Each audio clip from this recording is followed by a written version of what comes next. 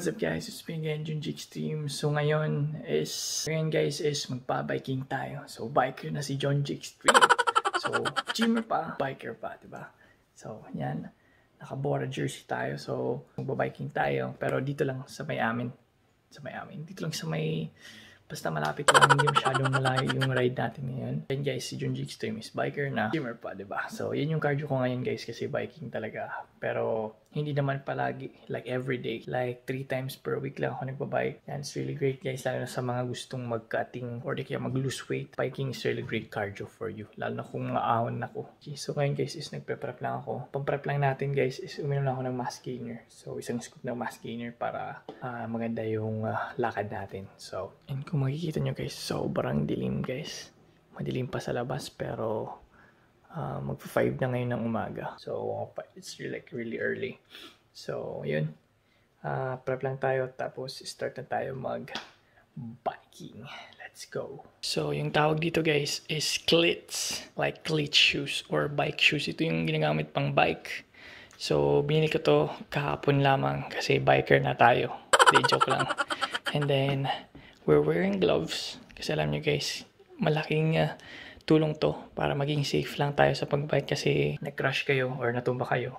So ano yung unang ginagamit nyo pang protect nyo sa ground? Syempre is yung kamay nyo. So para hindi masyadong malakas yung impact or di kaya mabawasan yung damage, is nag-gloves tayo. Cleats syempre para mas magandang performance sa pagbike. So cleats, kasi parang hindi ko alam kung bakit cleats yung tawag dyan. Basta clean clip siya. Tapos doon yung pedal is isang set yung binili natin. May lock na or what. So, bakal niya is Shimano RP1. Para siyang guys, bakya. Ano yung bakya guys? Kasi yung tunog niya. It's a weird sound. Siyempre, pinaka-importante yung helmet. Para safe lagi. Pero hindi pa ako nakabili ng helmet na pang biking talaga. Kasi pang motor to eh. Ito na yung cleats pedal. Like, it's different sa mga ordinary lang na pedal compare dun. So, yan. Yun yung ordinary pedal. Ito yung cleats pedal. So, dito, kita nyo is parang may butas and clip. Kasi nga, yung parang ngipin dito, yan yung kinakagat dyan, kiniklip dyan. Para magandang attachment, is mas maganda yung performance nyo sa pagbabike. Actually guys, we're still learning sa paggamit ng cleats. Kasi kahapon ko lang to binili and kahapon ko lang kinabit. So, yun. So, yan guys, may araw na. So, halos 5 na ngayon. Wala pa yung mga kasama natin. Mga Pinoy talaga guys. Wala talaga. So yan guys, dito na yung kasama natin, si Renzo Doxy. Okay guys, so nag-start na kami. So facing, kasama natin si Boss. Boss! Shout out! So ito kami ngayon sa border. So may checkpoint dun. So hindi kami pwede makalabas. So dito lang tayo. So Borongan Bike City. Kasi marami ng mga taga Borongan yung nagbabike. So hindi ako nakakapag-vlog guys na nagbabike kasi sobrang delikado, wala tayong tripod. Diba boss? Diba? Yes, boss ako. Shout out! Shout out to. So guys, ako pala yung classmate ko since high school. Yan, barkada namin yan. Dito yung ibang kasama namin, si Boss Marco, si RG. So rest lang muna kami kasi hindi pwedeng lumabas. So enjoy guys si Miss Extreme.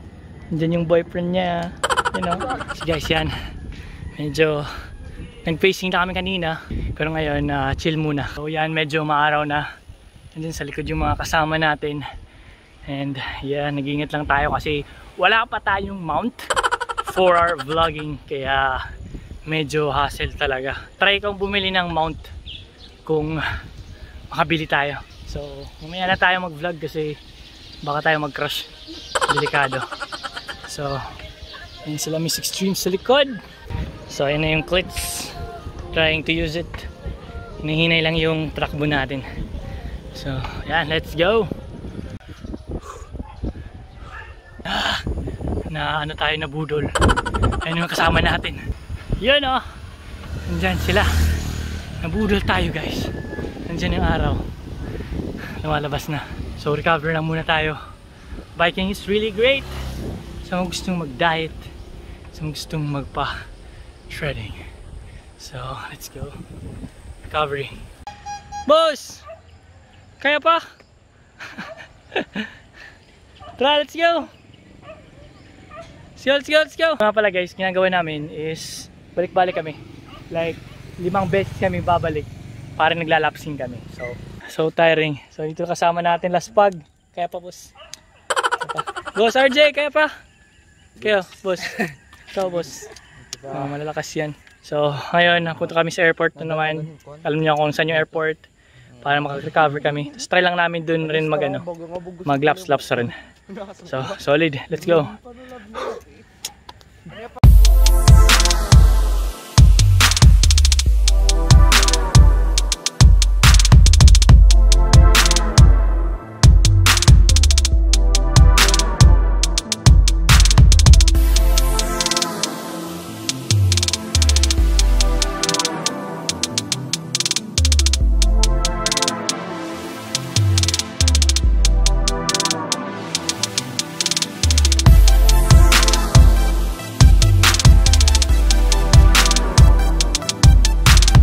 Guys, yan pala yung kapatid ni Miss Extreme, si Ate Francel. Add her on Facebook, Francel Cabo. Okay. Sino mas maganda sa inyo? Hoy, sino mas maganda sa inyo? Ni Miss Extreme. Sino mas maganda? So yan guys, na-flatan si Miss Extreme, yung kapatid ni Miss Extreme. So okay lang yan, pero dito naman si Tito Dongs to the rescue. Tito Dongs! Hindi, si RJ yan. Ilang rounds tayo diyan. Halos 10 to 11 rounds tayo kanina. Grabe, nakakapagod. Kaya pa? Nice one, nice. Ilang beses ka nagbabike? 4 times a week. 4! Alam nyo guys kung bakit sobrang ganda ng bike? Kasi sobrang raming benefits. Simula nang biking ako, marami akong nakitang improvements sa endurance. So yan sa pinakamagandang advantage pag nagbabiking kayo. Endurance. So dun sa gym is nakakaya ko mag-superset ng... Kaya ko guys sa gym mag-superset na heavy yung binubuhat. Kasi di ba superset is nakakapagod talaga yung hangin.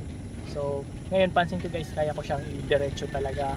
Tapos yun nga guys, yung endurance. Sobrang ganda ng workout. Tapos yung stamina rin. Halos pares lang naman. Kasi yung pansin ko talaga guys, if you do some cardio, mas nagiging athletic kayo. And tapos mag-abs pa kayo. So maganda yun guys sa mga gustong magpa-abs or magpa-lose ng weight or gustong magtanggal ng fats.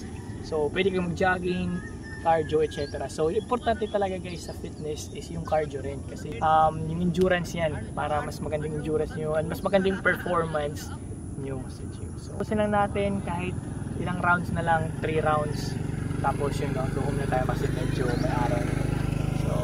Yun, tapos mamayang hapon is gym naman tayo. So yun, sakto lang. Yung purpose nga pala talaga kung bakit ako nag-biking ngayon. Kasi syempre para makapag rin tayo, practice paano gumamit. Kasi kailangan to ng practice yung cleats. Kasi kung hindi nyo alam paano gumamit, is pwede kayong matumba or what. So yan, buting-buti naman is fast learner tayo. Natuto tayo kaagad. So yun. Ngayon is after natin mag-bike, punta tayo sa bahay, habab na naman tayo sa pagkain. Siya yung nag-recruit sa akin na mag-bike, pero ako na mas malakas sa kanya ngayon. So hindi, mahilig rin talaga ito mag-bike. Buting-buti is okay na yung bike niya, wala nang problema. So, yan.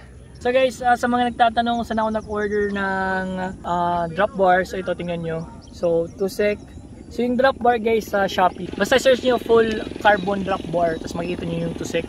So yun yung reviews, okay naman yung reviews. Tapos pwede yung size nito is 440 millimeters. Tapos, hindi, centimeters ata or basta 440, tapos dito is 90. So yun yung size ko. Then yung fork sa Lazada to. So halos sakto lang naman yung price, hindi naman masyadong mahal. Kaya, and then yung saddle, yung seat post is sa sa Shopee rin. So search nyo na lang. Tusek rin to, tapos ito walang brand, walang anong brand yan, pero okay naman. So guys, so dito na lang tayo sa bahay, tapos na rin ako kumain. Ngayon, kakatawa kasi kala ko malinis yung sapatos. Ngayon, pag hinggan nyo, yan, yung putik kanina sa airport, kasi may rough road doon, naglakad na lang ako, kaya medyo madumi. Kaya ngayon, linisan natin. So medyo nakakapagod guys, pero solid na solid, sobrang saya. Sobrang enjoy talaga ng biking. Parang gym lang talaga. So I really love doing physical activities. Sana okay lang yan kahit nakakapagod, basta nag-i-enjoy. And yun, tapos nating linisan to is ito tayo sa sala, tsaka rest tayo ng konti. Para kasi mamaya pang hapon is may training pa tayo sa gym. Kaya yun. So yun guys, thanks for watching. Stay fit and healthy always guys. So huwag niyo kalimutang supportahan yung channel ko by clicking that subscribe button, notification bell para update kayo sa bagong videos. So peace.